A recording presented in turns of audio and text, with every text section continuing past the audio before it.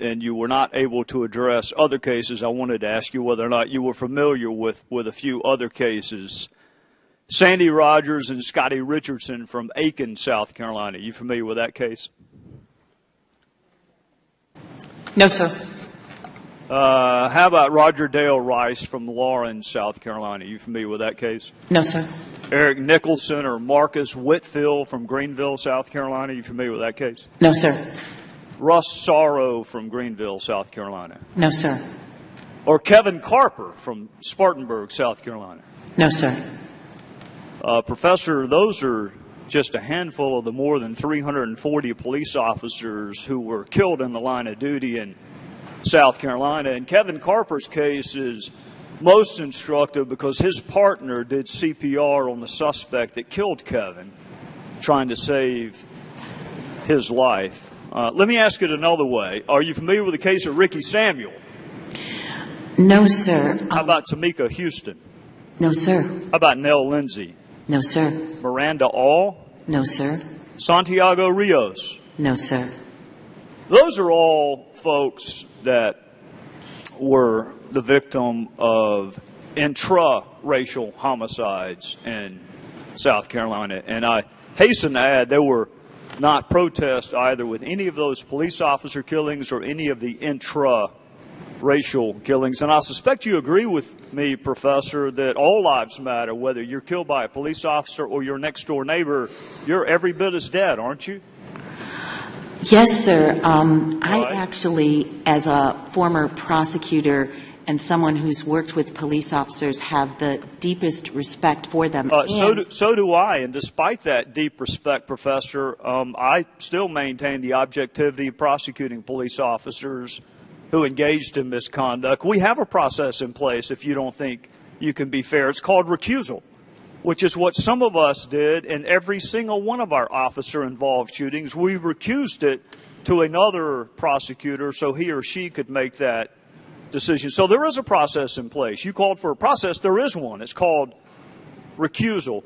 Do you know, as a former prosecutor, or can you deign what may have been the biggest impediment to our being able to successfully prosecute homicide cases, particularly homicide cases involving victims of color, in my criminal justice jurisdiction? Do you know what the biggest impediment was? In Massachusetts, one of the biggest impediments is trying to get witnesses to come forward. You're exactly right.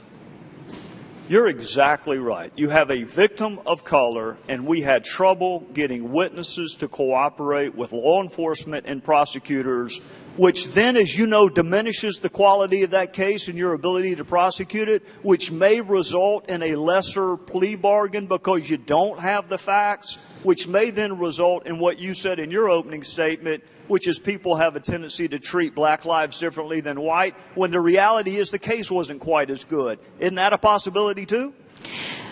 For every prosecutor who's out there, this is a serious problem, and you are correct in pointing that out, sir. Right, and it wasn't just me pointing it out, Professor.